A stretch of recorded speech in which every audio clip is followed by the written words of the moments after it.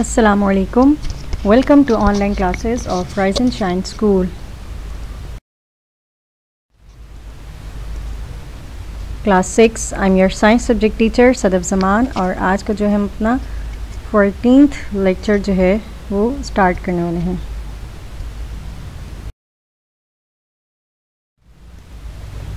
और इसके लिए हम जो है अपनी टेक्स्ट बुक जो कि फैक्ट फाइल 1 है उसको देखेंगे।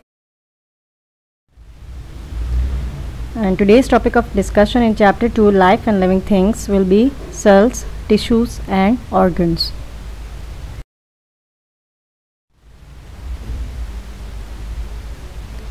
Learning objectives. At the end of this lesson you students will be able to learn that what are cells, tissues and organs. यानी कि इस लेक्चर के एंड तक जो है वो आप लोग ये जान पाएंगे कि सेल्स क्या होते हैं, टिश्यूज़ क्या होते हैं और ऑर्गन्स क्या होते हैं।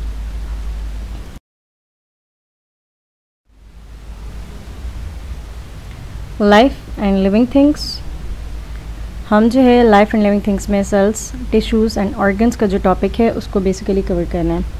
तो okay, let's start reading from here. Cells divide and grow to make more cells like them. सही है। सबसे पहले तो हम जो है ना सेल्स के बारे में देख लेते हैं कि सेल्स क्या होते हैं। हमने प्रीवियस लेक्चर में जो है बहुत डिटेल से सेल्स को स्टडी किया था कि सेल्स के बारे में मैंने आपको बताया था कि सेल जो हैं वो they are the basic structural and functional unit of life. यानी कि किसी भी लाइफ को फॉर्म करने के लिए जो बेसिक स्ट्रक्चर चाहिए होता है या फंक्शनल यूनिट वो आपको क्या चाहिए होता है? सेल। यानी कि सेल जो है वो किसी भी लाइफ का बेसिक स्ट्रक्चर और फंक्शन जो है वो फॉर्म करते हैं। तो अब सेल्स जो होते हैं ना वो क्या करते हैं? डिवाइड होते हैं, यानी कि मतलब टूटते हैं, यानी आगे मज़ीद बढ़ रहे होते हैं ना। तो सेल्स जो होते हैं ना वो क्या होते हैं? डिवाइड होते हैं और ग्रो होते हैं। सही है। तो सेल्स का जो टूटने का और बढ़ने का जो अमल होता है ना उसकी वजह से क्या होते हैं? मज़ीद सेल्स बनते हैं उन्हीं की तरह के ना। तो अब जो आगे टिश्यूज़ हैं, क्योंकि हमने सेल्स को पढ़ लिया है, तो टिश्यूज़ क्या होते हैं? A group of similar sales doing the same job is called tissue. तो जो सिमिलर सेल्स होते हैं, यानी कि जब सेल्स जो है वो डिवाइड हो रहे हैं और ग्रो हो रहे हैं तो ज़ाहिर अपनी तरह के मज़ीद सेल्स बना रहे हैं, तो इस तरह से क्या होता है? सेल्स का एक ग्रुप बन जाता है। अब ये जो सेल्स का ग्रुप होता है उससे हम क्या कहते हैं? टिश्यू कहते हैं। सही है। सिमिलर सेल्स का जो ग्रुप होता है उससे क्या कहते हैं? टिश्यू कहते हैं। और ये जो सिमिलर सेल्स का ग्रुप होता है ना ये क्या करते हैं? सेम जॉब परफॉर्म करते हैं, इनका काम क्या होता है? सेम होता है। अब जैसे आपके पास फॉर एग्जांपल मस्कुलर, आपके पास टिश्यूज़ की 4 टाइप्स होती हैं ना, epithelial tissue, connective tissue, nervous tissue and muscular tissue. तो अब अगर आपसे मसल टिश्यू की बात करें तो muscle tissue is made from cells whose job is to contract and cause movement. तो मसल टिश्यूज़ जो होते हैं ना वो उन सेल्स से मिल के बनते हैं जिनका काम क्या होता है? मूवमेंट में कॉन्ट्रैक्शन करवाना, मूवमेंट करवाना और कॉन्ट्रैक्शन करना, यानी कि सिकुड़ना और इसके अलावा मूव करवाना। सही है। बॉडी को मूव करने में हेल्प करना। तो मसल टिश्यूज़ जो होते हैं वो ऐसे सेल से मिलके बनते हैं। तो फॉर एग्जांपल टिश्यू की बात करें तो टिश्यू में हमने क्या कहा कि टिश्यू जो है वो क्या है? सिमिलर सेल से मिल के बनता है और जो सिमिलर सेल्स होते हैं वो सेम जॉब परफॉर्म करते हैं ना। तो अब ये आप देख रहे हैं मीट। सही है। मीट जो है वो क्या है? किससे मिल के बना है? मसल टिश्यूज़ से। किससे मिल के बना है? मस्कुलर टिश्यूज़ से मिल के बना है ना। और मसल टिश्यूज़ जो होते हैं ना, तो मसल टिश्यूज़ में क्या होते हैं? ऐसे सेल्स होते हैं जो क्या करते हैं? कॉन्ट्रैक्शन में और मूवमेंट में क्या करते हैं? हेल्प करते हैं। सही। तो अगर हम अपने बाजू को देखें ना, हमारा जो बाजू होता है उसमें भी क्या है? मीट पाया जाता है। सही है। और ये मसल्स भी हैं। तो ये मसल्स जो होते हैं ना ये क्या होते हैं? मस्कुलर टिश्यूज़ से मिलके बने हैं।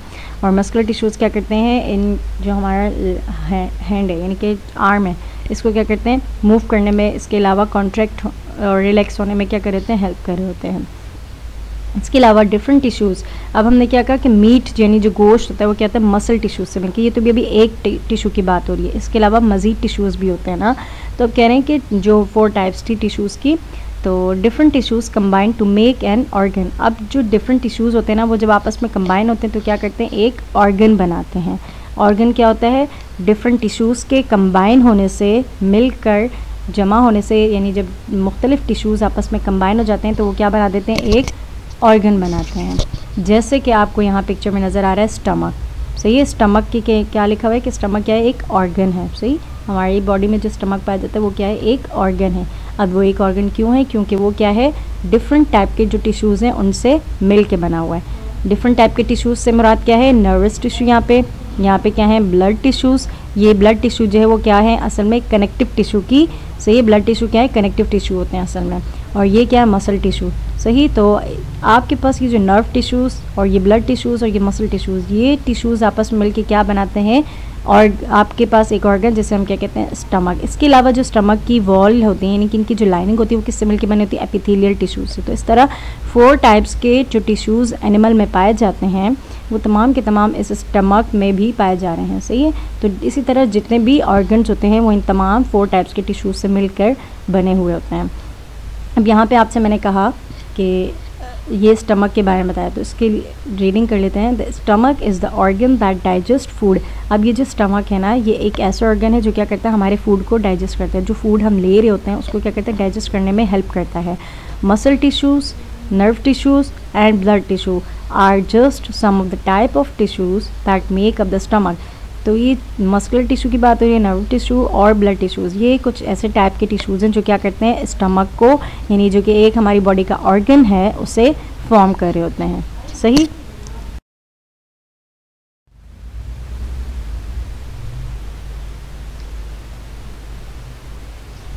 ओके, ये अब जो है एक स्टमक की आपको पिक्चर दिखाई जा रही है यहाँ पे, और इस स्टमक की पिक्चर में से ये जो पार्ट है इसको जो है थोड़ा सा क्या करके क्लियरली विजिबल यानी बड़ा करके दिखाया गया कि इसमें कौन कौन से टिश्यूज़ शामिल हैं।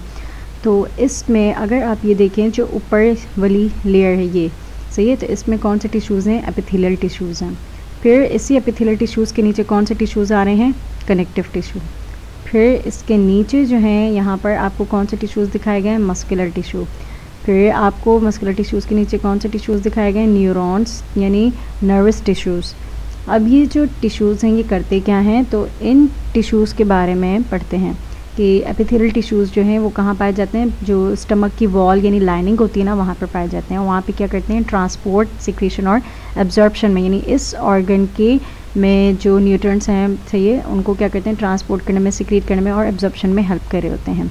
इसके अलावा कनेक्टिव टिश्यू, तो यहाँ पे जो कनेक्टिव टिश्यू है वो क्या करते हैं इस ऑर्गन में सपोर्ट प्रोवाइड कर रहे होते हैं, स्ट्रेंथ और इलास्टिसिटी यानी कि लचक पैदा करते हैं ताकि कॉन्ट्रैक्शन और रिलैक्सेशन आसानी से हो सके।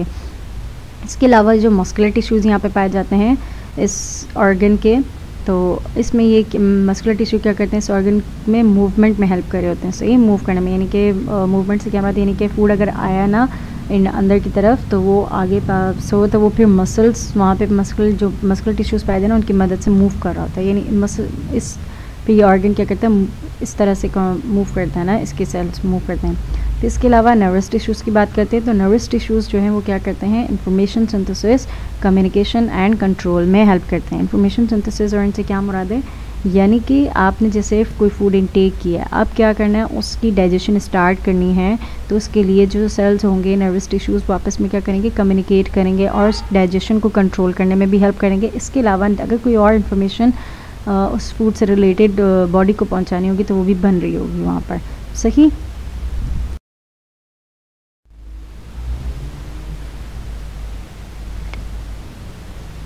ओके, ऑर्गन्स को देखते हैं कि वो क्या करते हैं ना, organs work together to form organ systems. Organs जो हैं वो एक साथ मिलकर काम करते हैं तो वो क्या बना देते हैं, ऑर्गन सिस्टम्स बनाते हैं। अब ऑर्गन सिस्टम्स जो हैं वो क्या करते हैं ना, ऑर्गन सिस्टम जो हैं वो एक ऑर्गन, सिंगल ऑर्गन जैसे कि स्टमक है, जैसे हार्ट है, एक लिवर है, एक पैनक्रियाज है, इनके मुकाबले में एक जो पूरा सिस्टम होता है ना वो बहुत बड़े काम कर रहा है एक सिंगल ऑर्गन के मुकाबले में। फॉर एग्जांपल अगर हम ऑर्गन सिस्टम की एग्जांपल देखें ना तो ऑर्गन सिस्टम की एग्जांपल में क्या आ जाता है, डाइजेस्टिव सिस्टम, सही। तो ये डाइजेस्टिव सिस्टम जो है वो डिफरेंट टाइप के ऑर्गन से मिलकर बना होता है, जैसे कि आपके पास इस ऑर्गन डाइजेस्टिव सिस्टम में क्या आ जाता है, स्टमक, लिवर और इंटेस्टाइन्स। इसी तरह अगर हम दूसरी एग्जांपल देखें आपके पास ऑर्गन सिस्टम की, एक तो डाइजेस्टिव सिस्टम हो गया, दूसरा क्या है ऑर्गन सिस्टम की एग्जांपल में सर्कुलेटरी सिस्टम और नर्वस सिस्टम, सही, ये रेस्पिरेटरी सिस्टम, ये सारे सिस्टम्स हैं।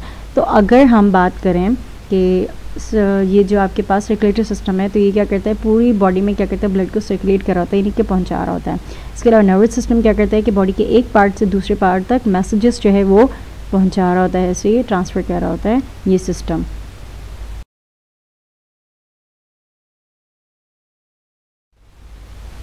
अब ये जो है असल में मैंने आपको डाइजेस्टिव सिस्टम में बताना था कि ये क्या है, इसके पार्ट्स हैं, जैसे ये क्या है माउथ, इसोफेगस, लिवर, सही, ये क्या है, स्टमक, पैनक्रियाज, लार्ज इंटेस्टाइन ये बाहर, और ये जो कॉइल्ड शेप है ये क्या है, स्मॉल इंटेस्टाइन। और डाइजेस्टिव सिस्टम में यही कि फूड जो है वो क्या है, यहाँ माउथ से होते हुए इसोफेगस में, इसोफेगस से होता हुआ स्टमक, स्टमक से होता हुआ स्मॉल इंटेस्टाइन, और स्मॉल इंटेस्टाइन से होता हुआ लार्ज इंटेस्टाइन से, और फिर बॉडी से बाहर एक्सपेल आउट होता है। तो ये इस तरह से क्या है, डाइजेस्टिव सिस्टम जो है ये काम करता है। और डाइजेस्टिव सिस्टम जो है वो इन डिफरेंट ऑर्गन से मिलकर बनता है, यानी माउथ, इसोफेगस, लिवर, ये स्टमक एक अलग ऑर्गन है, पैनक्रियाज एक अलग है, लिवर अलग है, लार्ज इंटेस्टाइन एक अलग ऑर्गन, स्मॉल इंटेस्टाइन एक अलग है। तो ये डिफरेंट ऑर्गन्स जो हैं वो आपस में कंबाइन होते हैं और एक पूरा सिस्टम जिसे हम क्या कहते हैं, डाइजेस्टिव सिस्टम, वो फॉर्म कर देते हैं। सही, अब बात करते हैं डिफरेंट ऑर्गन सिस्टम की ना। तो मैंने क्या कहा था, हमारी बॉडी में क्या है, डिफरेंट ऑर्गन सिस्टम है। जैसे कि अभी आपको क्या नज़र आ रहा है यहाँ पे, डाइजेस्टिव सिस्टम। सही, डाइजेस्टिव सिस्टम में ये आपके पास स्टमक से होता हुआ ये स्मॉल इंटेस्टाइन, ये लार्ज इंटेस्टाइन, पैनक्रियाज। सही, तो ये क्या है, डाइजेस्टिव सिस्टम दिखाएगा। ये क्या है, बॉडी के सिस्टम में आपको मज़ीद सर्कुलेटरी सिस्टम, जैसे हार्ट, वो क्या करता है, ब्लड पहुंचा रहा है पूरी बॉडी में, अराउंड द बॉडी। सही, तो ये रेस्पिरेटरी सिस्टम क्या है, जिसमें इनटेक किया जाता है, ऑक्सीजन को अंदर की तरफ इनहेल किया जाता है और कार्बन डाइऑक्साइड को बाहर की तरफ एक्सपेल आउट किया जाता है।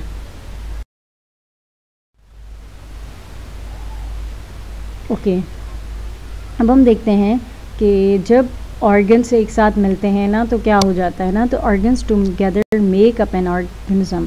सो ये ऑर्गन्स जो हैं वो एक साथ मिलकर ना, यानी ऑर्गन सिस्टम बनाते हैं। वो डिफरेंट सिस्टम जब एक बॉडी में कंबाइन होते हैं तो वो क्या होता है, पूरे एक ऑर्गेनिज्म फॉर्म हो जाता है। और ऑर्गेनिज्म क्या होता है, एक ऑर्गेनिज्म वो चीज़, मतलब उस चीज़ को कहते हैं जो क्या कर सके, खुद से सर्वाइव कर सके।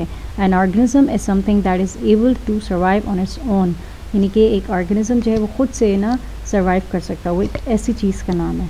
सही, उसको सर्वाइव करने के लिए किसी की हेल्प की ज़रूरत नहीं है, वो अपनी जो बॉडी के सिस्टम्स है उनकी बेस पे सर्वाइव कर सकता है। तो उसे हम क्या कहते हैं, ऑर्गेनिज्म कहते हैं। अब ये जो ऑर्गेनिज्म है ना, इसके कुछ लेवल्स होते हैं ऑर्गेनाइजेशन के, यानी उसकी बॉडी के जो बनने के लेवल्स हैं उनमें सबसे पहला लेवल क्या होता है, सेल का होता है। सही है, सेल्स, ये जो सेल्स होते हैं ना ये डिवाइड होते हैं और फिर क्या होता है, मज़ीद बढ़ते हैं। जो बढ़ते हैं डिवाइड अपनी तरह के मज़ीद सेल्स बनाते हैं। और जो मज़ीद सेल्स होते हैं ना, यानी कि सिमिलर सेल्स जब आपस में कंबाइन होते हैं तो वो क्या करते हैं, टिश्यूज़ फॉर्म कर देते हैं। सही, और ये जो टिश्यूज़ होते हैं, सिमिलर टिश्यूज़ जब आपस में कंबाइन होते हैं, और डिफरेंट टाइप के डिफरेंट टिश्यूज़ आपस में कंबाइन होते हैं तो वो क्या करते हैं, ऑर्गन्स फॉर्म करते हैं। तीसरे लेवल पे, थर्ड लेवल पे जब ऑर्गन्स की बात होगी ना, अब जब डिफरेंट ऑर्गन्स, जैसे हमने डाइजेस्टिव सिस्टम पढ़ा था, तो डिफरेंट ऑर्गन्स जब आपके पास कंबाइन होते हैं तो वो क्या करते हैं, ऑर्गन सिस्टम फॉर्म कर देते हैं। और डिफरेंट ऑर्गन सिस्टम जो हैं वो क्या होते हैं, एक ऑर्गेनिज्म फॉर्म करता है। और ऑर्गेनिज्म क्या होता है, जो कि खुद से सर्वाइव कर सकता है। जैसे कि आपको ये एक ह्यूमन जो है उसकी पिक्चर नज़र आ रही है, तो इस तरह से एक ऑर्गेनिज्म फॉर्म होता है। ह्यूमन भी ऑर्गेनिज्म में आते हैं, एनिमल्स भी ऑर्गेनिज्म में, और प्लांट्स भी। सही,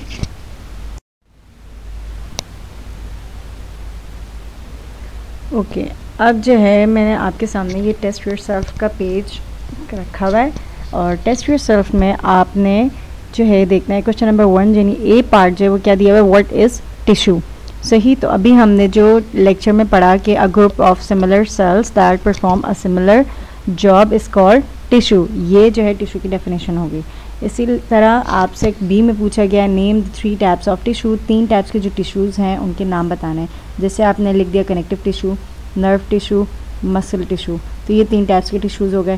फिर name an organ found in a human, से एक ह्यूमन की बॉडी में जो ऑर्गन पाया जाता है उसका नाम बता दें। जैसे आपने फॉर एग्जांपल स्टमक का नाम ले लिया क्योंकि हमने उसे पढ़ा है। हार्ट भी ले सकते हैं आप, लंग्स का नाम भी ले सकते हैं। फिर बी में आप लिख सकते हैं लिस्ट 3 टिश्यूज़, आपने लिखना है कि list 3 tissues which make up this organ. तो आप अपने आप को टेस्ट करते हुए ये 3 टिश्यूज़ के नाम बताएं जो कि एक ऑर्गन को बताते हैं। जैसे आपने स्टमक का नाम लिखा है ना कि ऑर्गन में, तो इस ऑर्गन यानी स्टमक को बनाने के लिए वो कौन से 3 टिश्यूज़ हैं, तो फिर नाम बता दें। जैसे कि स्टमक को बनाने वाले 3 टिश्यूज़ कौन से, मसल टिश्यूज़, नर्वस टिश्यूज़ और ब्लड टिश्यूज़। ब्लड टिश्यूज़ किस में आते हैं, कनेक्टिव टिश्यूज़ में। और इसके अलावा what is an organ system, give 1 example. सही, तो ऑर्गन सिस्टम जो होते हैं वो क्या करते हैं, ऑर्गन सिस्टम में क्या होता है, organs work together to form organ system. ये इस तरह से है। और इसकी एग्जांपल में आप लिख सकते हैं रेस्पिरेटरी सिस्टम या digestive system, circulatory system, any kind of system which is present in your body you can write in this question, सही। तो आप जो है इसमें लिख सकते हैं ये सब, और ये आपका टेस्ट करने का है, तो आप ख़ुद को टेस्ट करें इन क्वेश्चंस के थ्रू कि आपने कितना पढ़ा है और आपको कितना आया है।